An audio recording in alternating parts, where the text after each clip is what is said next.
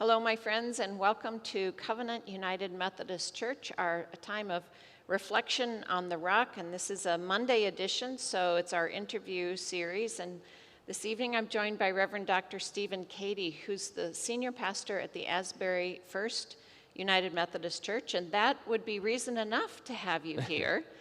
But he is also one of our conference, our Upper New York conference delegates to General Conference. And for those of you who don't know a whole lot about United Methodist polity, our governing body is a global gathering of delegates from all over the world. And typically we would meet every 4 years and make the governing decisions of the entire United Methodist Church. We've been thrown off balance. You could probably say for 40 years, but in the most recent, with the pandemic, we have not been able to gather, and there's been an urgent need to, which is what Stephen is going to talk to us about tonight. And again, for those of you who maybe aren't that familiar with our denomination, but we're faced with a decision of which path to take going forward. And a lot of people like to refer to that as a schism. I think we're just finally coming to terms with an irreconcilable difference that's going to require us to make significant changes to the way we operate as a denomination. So, Stephen, if you were in an elevator, you're going up, you had 2 minutes to kind of give us what's going on right now, the current situation in the United Methodist Church. In 2 minutes. Good. Or more. It's going to take more. First of all, I want to say thank you for having me. I'm really grateful for you and for your ministry and for Covenant's ministry in this area. And we're grateful for the relationship. So absolutely thanks so much for having me.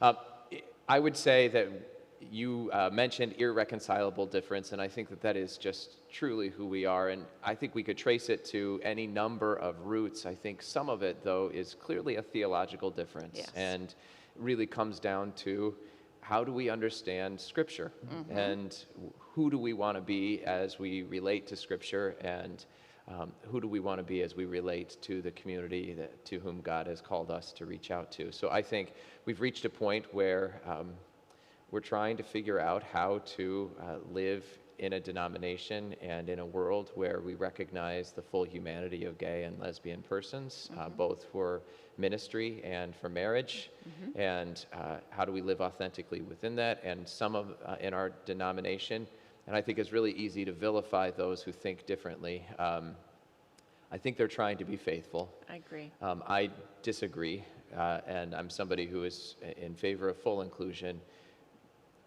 But I think they're trying to be faithful to how they understand Scripture. I think the theology is just, in my mind, off base, and another group is trying to be faithful to Scripture as well, and seeing in that the basis for inclusion of all persons. So I think we've reached a point where it's just clear that we're not going to think the same way about this, and rather than continuing to stick around and fight, we've finally reached a point where it's time to negotiate a divorce. Yeah. And this isn't unique to the United Methodist Church. No, I think what is unique about the United Methodist Church, so every mainline denomination in some way has had this conversation or is having this conversation. But the Presbyterian Church, the Lutheran Church, the Episcopal Church, the Baptist Church, when they make decisions in the United States. The Presbyterians are PC USA, right? The Lutheran Church, the Evangelical Lutheran Church of America, right? Episcopal Church, though there is an Anglican communion in which they're all a part of, the Episcopal Church gets to make decisions for the American Episcopal Church makes decisions for America as a body.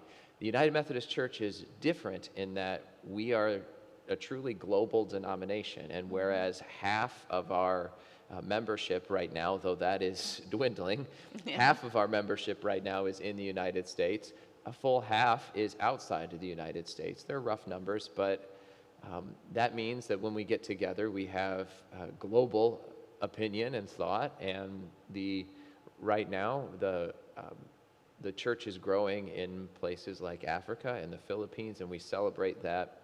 But it also is the case that those areas tend to have a more conservative theology, and especially as it relates to the LGBTQ community. And Right. as a result, we find ourselves in a really hard place. And I sometimes resent feeling like I'm having to choose between being an inclusive church or a diverse church. But I think that's a false binary, because I think it's easy to sort of paint those pictures broadly. But I think there are, for sure, churches in Africa and persons in Africa that are in favor of full inclusion, just like there are people Yes. here who are in all sorts of different sides. But I just recognize that we're in a complicated place. So whereas other churches may have argued about this 10 years ago, 20 years ago, just for the United States, for us, we've been arguing about it for really 50 years. And we're finally at a place where we just recognize that we're not going to keep arguing about it. Yeah. And unfortunately, what happens is there's a lot of wounding. There's a lot Absolutely. of harm done with these conversations. And we're going to talk more about that in next week. But for now, we've got this division, really, and I would also agree that it's roughly half and half. I mean, even within our congregation, we have a diverse understanding of Scripture. And yet, in our little church, we seem to get along. So I have hope for the United Methodist Church. But when we start moving, well, we're flying at 30,000 feet because we've got a whole global church to worry about. I'm concerned about how it affects the local churches. Sure. They're going to have to hitch their wagon, so to speak, to one way or the other. And if what's in my congregation is any indication, I don't know very many local churches that will be hands down ready to decide which way to go. And I think, and I'll get your opinion on this, we hear on the local level the loud voices, the people who have the opportunity to be in positions where they could be heard widely. In your experience, where do people who feel like they have no voice have something to say, a part in that decision? Well, every United Methodist, regardless of how long they've been a United Methodist or where they are affiliated, has the right to write legislation that will be considered at the General Conference. Now, so on a basis level, on some level, everybody has that chance to have their voice heard. Our hope would be that the charge conference or the local congregation is sending delegates to the annual conference that is then voting on legislation that gets passed to the general conference and has a little more weight behind it. So I think when everything is working well, and I'm not sure that it is, but when everything is working well, I think it's designed to try and make sure that everybody's voice has at least an equitable chance of being heard.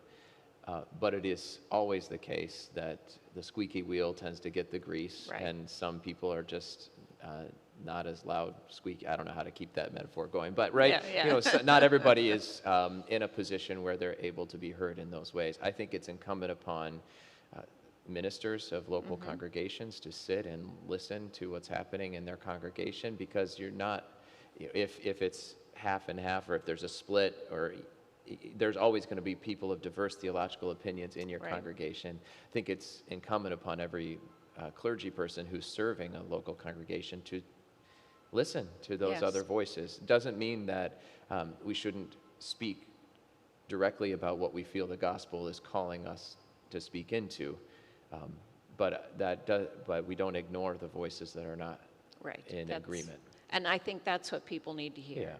Yeah. that they do have a voice in this. I think the other piece of this, recognizing that every church is in a different place, the protocol, which I don't know if you're We're going to getting ask there, about. Okay. yes. Sort of, if the protocol were to pass, and we'll speak a little bit about what that is, the default position for a local congregation is, and the default position for an annual conference in the United States, is that you will be in the post-separation United Methodist Church, which, at least in theory, would be the one that is more inclusive. So if you decide to do nothing as a congregation, the default position is that your church will land in that post-separation United Methodist Church. It will err on the side of inclusion. Okay. All right, so what has happened over a period of, well, since really, 2016, when these conversations all started, and then our 2019 kind of, wasn't there one in 19? So I get them mixed the up. special session of the general conference. Yeah, oh my gosh, Yes. that was something else. Calamitous. Oh my goodness, that was painful. People who are deeply invested, like Stephen and many others, have gathered together for conversations, holy conversations from what I understand, understanding everybody's position might not be the same. And they've come up with what he mentions, a solution they call the protocol. So again, in your elevator speech, because it's quite involved, Sure. how does a congregation like Covenant understand something like the protocol? So the protocol came out of a conversation that was called by an African bishop who is now deceased, unfortunately, which has, he died in a car accident last year. Uganda. Yes. Oh. So he Wandabula. So he was, after the 2019 special session of the General Conference, in which the one church plan failed and the traditional plan passed, which in my mind I refer to as calamitous, and that's perhaps being charitable. Yeah, But it sure is. It put in specific punitive measures for anyone who was, performs a gay marriage or who is a self-avowed practicing homosexual. That's the language that's in the discipline, not the language I would use. But mandatory punishments and punitive actions. In other words, instead of easing, it put much more friction into our denomination. So out of that, what ended up happening though was it sort of the immediate, I'm sure like you, I got alerts on my phones and calls from everybody the moment this passed, and it was a humiliating moment in the United Methodist Church, a far cry from they'll know we're Christians by our love. Absolutely. So what ended up happening though, there was such such outrage that came out of that it surprised many especially in the African delegations, who were told prior to this that people would greet this as the step to finally solidify who we are as a denomination, which speaks to the failure on the part of the more progressive elements in the denomination to really form good relationships with our siblings in Africa in particular. Yeah. So I shame on us, and I'll include myself in that experience. So this bishop saw what had happened and said, we've got to find a way forward. And so to his credit, in Chicago in 2019, in July, he called together a meeting of 5 conservatives, 5 progressives, and 5 centrists. And he basically said, let's find a way forward in this. We clearly can't be where we are, and so they began meeting with a mediator who is famous for having worked with the 9/11 victims and trying to pull those together. He, as a Jewish man who volunteered his time to come and meet with us because he cares about the future of churches. So what came out of that? That's a long setup, but it's important to recognize that this came because it's trying to represent those voices. 15 people got together of each of those, the big names of each of those, the progressives, the conservatives, and the centrists, and began to negotiate a divorce. And what I think is good about it is, and it's not perfect by any stretch. I mean, compromise means that nobody's really happy at the end. Right. But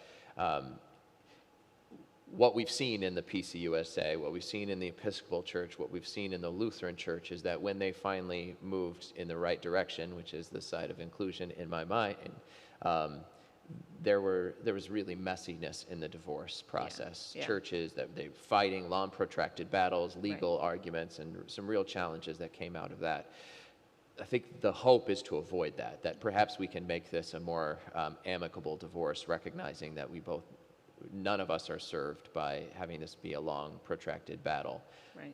I think some of that is going to be inevitable. So what the protocol has done is basically said, we are going to bless the possibility of schism, or we're going to allow for the denomination to separate. And in order to facilitate that, we are going to give $25 million from the Methodist denomination, the United Methodist denomination, to the new entity that is being formed. And that started with the Wesleyan Covenant Association. They've named themselves now the denomination called the Global Methodist Church. So the idea is that they would give $25 million to that, to say, take this and run with it and use that as the seed to begin your new denomination. And then those conferences or churches that would want to leave can. Now, here's how the process would work. The default, if you do nothing, as an annual conference or as a local congregation, which are the two places in which this can happen, the default is that you're going to stay in the post-separation United Methodist Church. So if you think we get together next August and we pass this legislation, which is an if, Yeah, if we pass this legislation, what's going to happen is those who want to go will vote to go. Right. And at a local level, in a congregation, the process is going to be determined by your charge conference. So if the local church says, you know what, look, we want to start this process because we feel like we need to leave the denomination, you would be able to have everything go with you. Whereas before there was some conversation about the trust clause and all of these other pieces in the denomination, you'd be able to go. I think they recommend a kind of super majority for that, but it's not articulated in the protocol, to my knowledge, that it has to be a certain threshold in order for that to happen on the local level. So each local church, let's say Covenant decides we want to have a vote on this, and so the church council or whatever the equivalent board is would get together and say, okay, here's how it's going to work. There'll be conversation, and then you vote as a congregation to leave if you wanted to. I don't think that's going to happen. That's not. So on an annual conference level, somebody has to put forward the fact that we need to have a vote about this. So if nobody does, then we stay in the post-separation denomination. We have to reach a certain threshold to even have the vote. I think it's low. I think it's 20 or 30% support in order to call the vote for the to leave the denomination. And then after that, you have to reach 57%. Have to say we want to go in order for it to function. Why 57%? You can hear the arguments and you can just picture the people sitting across the table. One say it just has to be a simple majority, 50% or more, and another saying no, it has to be 2/3, 66%. In the middle, 57 is where they compromised. What is that saying about making sausage? Yeah. That you never want to watch it being done? Exactly. Oh my gosh. Wow. Yeah, this is when I probably start dozing off. But I do see in the midst of all of this, and I think that's the reassurance that Covenant needs to hear and a lot of local churches that need to hear, because the word schism is a little scary. Yeah, rightly so. What's going to happen to us? I think there are good people who are giving everything they have to this conversation. You included our delegation. I'm very happy with our delegation to General Conference. So I'm hopeful that whatever works out, the congregations, the local congregations, Covenant, Asbury-First, and any others, are going to be okay. Are you hopeful? I am. I think at the very least, this has given us a chance to really say, all right, who are we? Yes. And who do we want to be moving forward? Right. And there's a lot that has to happen in order to get through General Conference. $25 million was negotiated as that fee, or that gift to the new denomination was negotiated before the pandemic, right? This was announced in January of 2020. Right. And thinking that the General Conference was going to happen in May of 2020, and the entire world has flipped on its head since then. Right. And $25 million beforehand was very different than $25 million afterwards, in which we've seen a dramatic decrease in people paying into the general funds. So Right. we don't have those funds in the same way that we did before. It's just a bigger percentage of what we have. In my mind, personally, and this is an unpopular position, I think it's worth it to put it behind us and to move forward. So I recognize that things are going to change. My experience in congregations, this one and others, is that when the need arises and people feel that their gifts are being wisely used.